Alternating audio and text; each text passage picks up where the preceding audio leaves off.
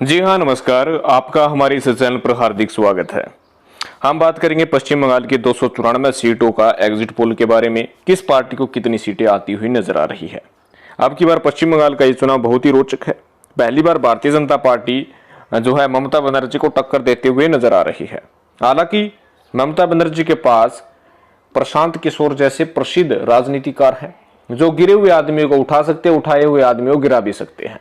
लेकिन भारतीय जनता पार्टी के पास मोदी, अमित शाह जैसे तमाम बड़े बड़े नेता हैं जहां वे पश्चिम बंगाल में जाकर प्रचार प्रसार कर रहे हैं। हालांकि इस चुनाव की दृष्टिकोण से अगर बात करें तो पश्चिम बंगाल पर विशेष तौर पर सभी राज्यों की नजर डिगी हुई है, क्योंकि इस चुनाव की बदौलत ही अगले साल चुनाव जो होने वाला है जिसमें उत्तर प्रदेश, हिमाचल प्रदेश, उत्तराखंड, पंजाब आदि पर जो है प्रभाव जरूर पड़ेगा। आपको ये बता दें कि भाजपा भी पूर्णतः कोशिश कर रही है और ममता बनर्जी भी पूर्णतः कोशिश कर रही है। हमने ये सर्वे विभिन्न प्रकार से प्राप्त किया है और बहुत मेहनत की है। तो आपसे आग्रह, विनती, निवेदन है कि इस वीडियो को शुरू से अंत तक देखिएगा, चैनल को जरूर सब्सक्राइब कीजिएगा। अगर आपको लगता है कि जो है बीजेपी टीएमसी को इतनी सीटें आएगी तो कमेंट बॉक्स में आप प्रतिक्रिया भी व्यक्त कर सकते हैं। सबसे पहले आपको बता दें कि हम राज्य जिले वाइज आपको, क्षेत्र वाइज आपको एक एक सीट के बारे में जानकारी देंगे, लेकिन उससे पहले कहीं ना कहीं ये लड़ाई जो टीएमसी वर्सेस बीजेपी की दिखाई दे रही है और इसमें जो ग्राफ काटने की बात है, जो समीकरण बदलने की बात है, तो कांग्रेस और सीपीआई भी अहम रोल अदा कर सकती है। आपको पिछले चुनाव में पता है कि 2016 के चुनाव में टीएमसी 200 प्लस सीटें जीतकर कारनामा किया था। तो अब बात करते हैं वर्तमान चुनाव की कि किस पार्टी को कितनी सीटें आएंगी। तो सबसे पहले हम आपको बता दें कि बांकुड़ा सीट से जो 12 सीटें आती है, बांकुड़ा क्षेत्र से जो 12 सीटें आती है उसमें टीएमसी को 4, बीजेपी को 5। बीजेपी को 5 इसलिए मिल रही है क्योंकि यहां पर 2019 में इनके सांसद यहां से बने थे। सीपीआईएम को 1 और उत्तर दिनाजपुर की 9 सीटों में से टीएमसी को 4, बीजेपी को 4, सीपीआईएम को 1 सीट मिलती हुई नजर आ रही है। तो उत्तर दिनाजपुर की 9 सीटें हैं टोटल। 9 में से टीएमसी और बीजेपी के बीच कांटे की टक्कर है। 4-4 सीटें आपस में बांट लेगी। 1 सीपीआईएम भी ले जाने के लिए तैयार है। कहीं ना कहीं उत्तर दिनाजपुर अहम भूमिका जो है इस चुनाव में दिखा रहा है और जमकर आपस में टक्कर भी जो बीजेपी और टीएमसी की दिख रही है। अगली सीट की हम बात करेंगे, उससे पहले बता दें कि इस क्षेत्र में भारतीय जनता पार्टी अपना गढ़ समझ रही है कि यहां से हम जीते ही जीतेंगे, लेकिन टीएमसी ने ऐसे अपने प्रतिनिधियों को चुना है जिससे यहाँ का गणितीय जातीय समीकरण भी बदला है। तो हम अगली सीट की बात करते हैं, लेकिन हम उससे पहले बता दें कि 21 में से टोटल 21 सीटों के बारे में हमने जानकारी दे दी है। 21 में से टीएमसी को 8, बीजेपी को 9, सीपीआईएम को 2 और कांग्रेस को 2 सीटें जो है 21 में से दिखाया गया है। लेकिन धीरे धीरे टीएमसी का ग्राफ आगे बढ़ता हुआ आपको नजर आएगा।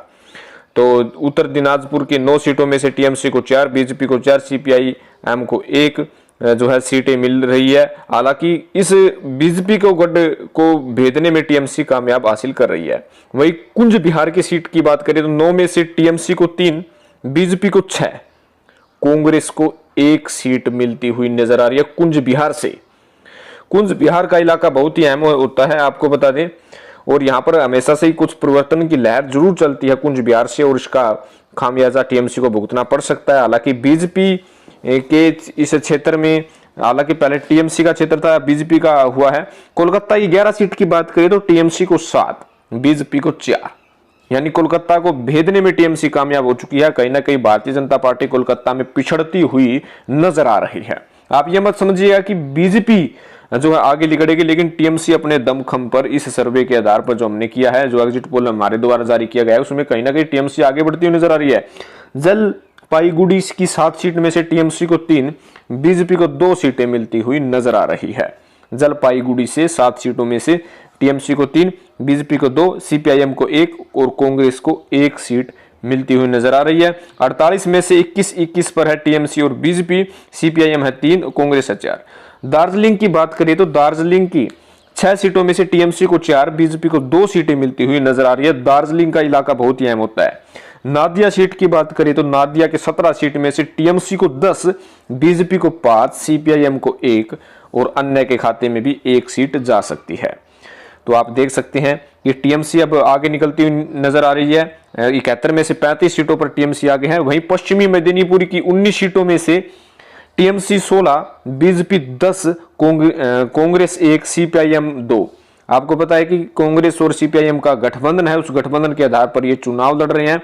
और कहीं ना कहीं जो गठबंधन जो केरल में इनका टूटा हुआ है, लेकिन पश्चिम बंगाल में है। पुरुलिया की 9 सीटों में से टीएमसी को 7, बीजेपी को 2 सीटें मिलती हुई नजर आ रही है।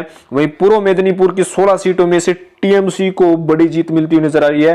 टीएमसी को 13 सीट, बीजेपी को 2 सीट और कांग्रेस को 1 सीट पूर्व मेदिनीपुर से मिलती हुई नजर आ रही है।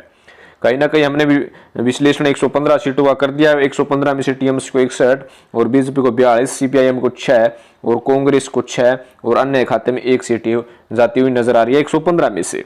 पूर्व मेदिनीपुर में टीएमसी अच्छी खासी लीड करती हुई नजर आ रही है, जिसका खामियाजा बीजेपी को भुगतना पड़ रहा है।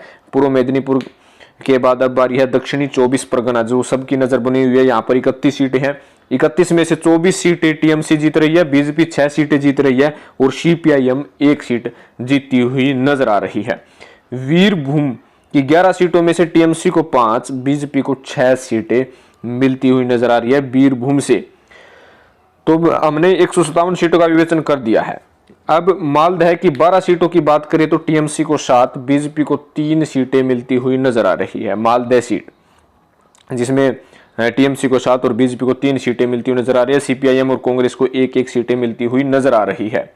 मुर्शिदाबाद की 22 सीटों में से TMC 10, BJP 10, CPIM 1, Congress 1 seat मिलती नजर आ रही है। मुर्शिदाबाद की 22 सीटों में से टीएमसी और बीजेपी के बीच कांटे की टक्कर 10-10 सीटें मिलती हुई नजर आ रही है। वर्धमान की 12 सीटों में से टीएमसी को 7, बीजेपी को 2, सीपीआईएम को 2, कांग्रेस को 1 सीटें मिलती हुई नजर आ रही है। आपको बता दें कि कई पखवाड़े तक सीपीआईएम का पश्चिम बंगाल में राज रहा, लेकिन उसके उपरांत ममता बनर्जी ने जो है इस 10 साल लगातार यहाँ पर राज किया है। कहीं ना कहीं सीपीआईएम अपने पुराने वोट बैंक को सुधारने की कोशिश कर रही है और कांग्रेस के साथ इन्होंने गठबंधन किया हुआ है। हालांकि टीएमसी और कांग्रेस का गठबंधन भी पहले रह चुका है, लेकिन उसके उपरांत 2016 में ये टूट गया था। आवड़ा की 16 सीटों में से टीएमसी को 10, बीजेपी को 6 सीटें मिलती नजर आ रही है। उगली की 18 सीटों में से टीएमसी को 10, बीजेपी को 7 और सीपीआईएम को 1 सीटें मिलती हुई नजर आ रही है। पश्चिमी वर्धमान की 13 सीटों में से टीएमसी को 6, बीजेपी को 6 और कांग्रेस को 1 सीट मिलती हुई नजर आ रही है। पश्चिमी वर्धमान की 13 सीटों की बात कर रहे हैं हम। कहीं ना कहीं ये ग्राफ निरंतर बढ़ता जा रहा है। टीएमसी जो है अब जो स्कोर है उनका काफी आगे है बीजेपी से और अपना बहुमत सिद्ध करते हुए इस एग्जिट पोल में दिखाई दे रही है। दक्षिणी दिनाजपुर की 6 सीटों में से 2 पर टीएमसी, बीजेपी 3, कांग्रेस 1 सीट मिलती हुई नजर आ रही है। अलीपुरदार की 5 सीटों में से टीएमसी को 1, बीजेपी को 3, कांग्रेस को 1 और अन्य के खाते में 1 सीट नजर आ रही है। अलीपुरद्वार की 5 सीटों में से टीएमसी को 1 और बीजेपी को 3, कांग्रेस और अन्य खाते में 1-1 सीट मिलती हुई नजर आ रही है।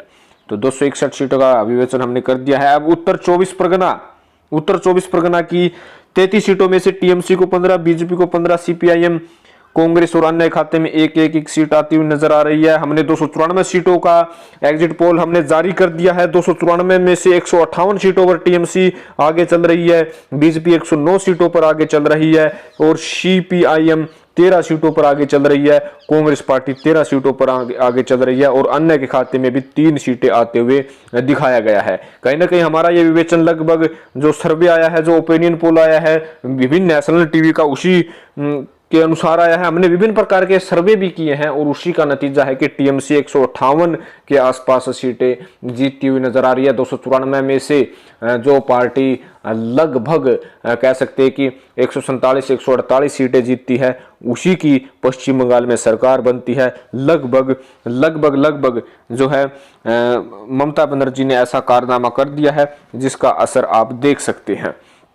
तो ये था पश्चिम बंगाल का एग्जिट पोल। आपको कैसा लगा जरूर इस वीडियो को लाइक करें, चैनल को सब्सक्राइब करें, अपनी प्रतिक्रिया कमेंट बॉक्स में जरूर से जरूर डालिएगा। जय हिंद, जय भारत,